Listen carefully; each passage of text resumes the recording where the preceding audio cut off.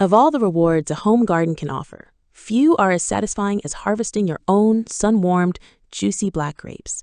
The journey from a dormant, stick-like vine to a lush canopy laden with dark, sweet fruit is one of patience, dedication, and deep connection to the seasons. Growing black grapes is not a short-term project. It is an investment in years of future harvests. This guide will walk you through the entire process, providing the detailed knowledge needed to establish a thriving grapevine that will grace your garden and table for decades to come. Whether you dream of making your own wine, pressing fresh juice, cooking jams and jellies, or simply eating the delicious fruit straight from the vine, success begins with a solid foundation of understanding. The foundation: planning and preparation.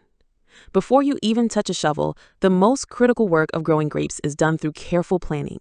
The decisions you make at this stage will dictate the health, productivity, and ease of management of your vine for its entire lifespan. The first and most important choice is selecting the right black grape variety for your specific climate and goals. Black grapes are not a monolith. They encompass a vast range of species and cultivars, each with unique characteristics.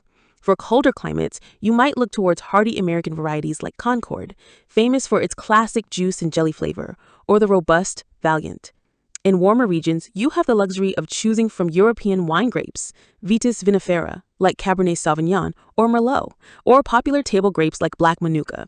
Consider your local agricultural extension office or a reputable nursery as an invaluable resource. They can advise you on varieties that are not only cold hardy for your specific zone, but are also resistant to common local diseases, a factor that can significantly reduce future maintenance. Once you have a variety in mind, you must select the perfect site. Grapes are sun worshippers, and this is non-negotiable. Your chosen location must receive a minimum of 6 to 8 hours of direct, unfiltered sunlight per day during the growing season. Morning sun is particularly beneficial, as it helps to quickly dry dew from the leaves, which is a primary defense against fungal diseases like powdery mildew. The soil composition is equally vital. Grapes despise wet feet, meaning their roots cannot tolerate standing water. The ideal soil is deep, well-drained, and loamy. To test your drainage, dig a hole about a foot deep and fill it with water. If it drains away within a few hours, your drainage is likely adequate. If it stands for a day, you will need to amend the soil or consider planting in a raised bed. You can improve heavy clay soil by incorporating generous amounts of organic matter, like compost or well-rotted manure, which improves both structure and fertility. A soil test can reveal the specific pH level. Grapes generally prefer a slightly acidic to neutral soil, with a pH between 6.0 and 7.0. Finally, consider air circulation. Planting on a gentle slope or in an open area that allows breezes to pass through the vine will further deter fungal growth. Avoid low-lying frost pockets where cold air settles, as a late spring frost can decimate the tender new growth and the season's potential fruit. Planting and the formative first year. With your variety chosen and your site prepared, it's time to think about the physical support structure your vine will need.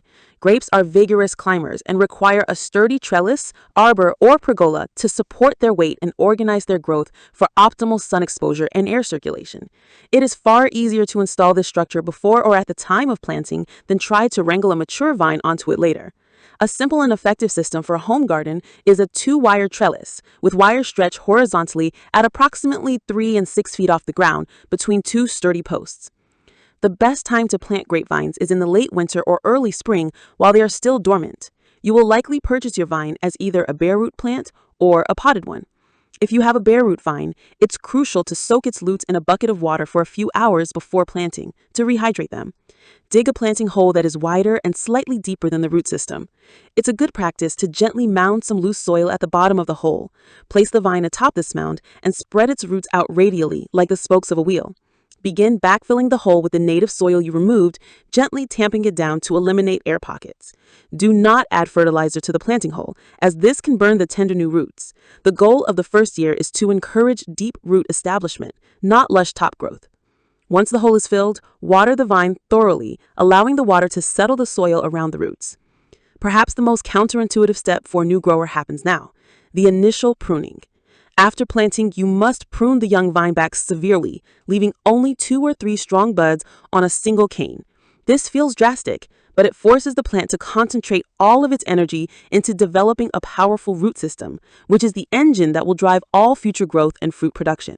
Throughout this first growing season, your primary job is to water consistently, providing a deep soaking every week or so during dry spells, and keep the area around the vine free of weeds that compete for water and nutrients. As shoots begin to grow from the remaining buds, select the straightest and most vigorous one to become the main trunk.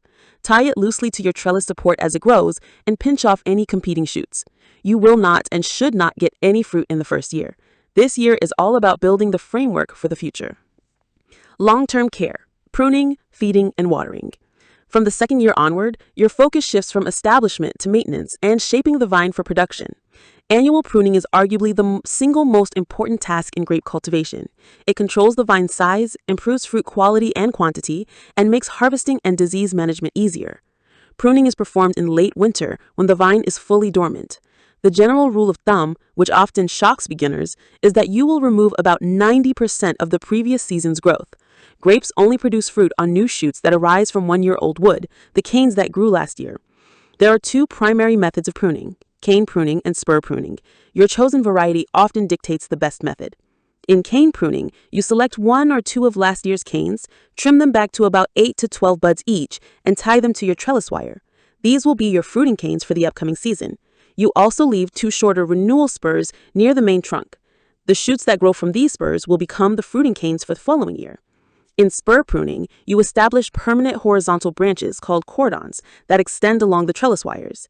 Each year, you prune the canes that grew from these cordons back to short two-bud spurs spaced every 6 inches or so. The fruit-bearing shoots will then grow from these spurs. Whichever method you use, the goal is the same: to remove the vast majority of old wood and leave a select amount of one-year-old wood positioned to produce the new season's crop.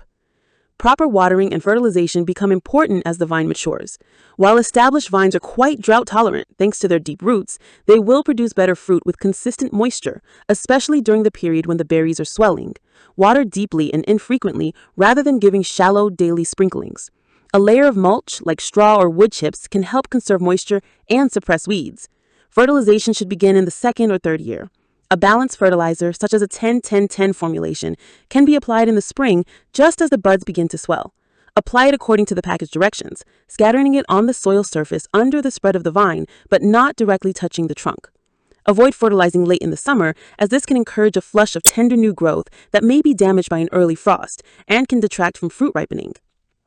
Managing pests, diseases, and the harvest. A healthy, well-pruned vine in a sunny, airy location is your best defense against pests and diseases, but it's wise to be vigilant. Common fungal diseases include powdery mildew, which looks like a whitish, dusty coating on leaves and fruit, and black rot, which causes black spots on leaves and mummifies the fruit. Preventative measures include diligent pruning for air circulation, cleaning up all fallen leaves and fruit debris at the end of the season, and, if necessary, applying a dormant spray of lime sulfur in late winter before the buds break. For pests, Japanese beetles can skeletonize leaves, and grapeberry moths can damage the fruit. These can often be hand-picked or managed with organic insecticides like neem oil. As your grapes begin to ripen, your biggest competitor will likely be birds. The most effective protection is to drape the entire vine with lightweight bird netting a few weeks before you expect to harvest. The culmination of all your effort is the harvest. Knowing exactly when to pick is an art learned through experience. Do not judge ripeness by color alone, as many black grape varieties turn their characteristic dark color long before they are fully sweet. The most reliable indicator is taste. Begin sampling individual grapes from different clusters. A ripe grape will be sweet, flavorful, and not overly acidic. Other signs of readiness include berries that are slightly soft to the touch, stems of the cluster that are beginning to turn brown and woody, and a waxy whitish coating on the berries known as bloom. When you decide it's time to harvest, use a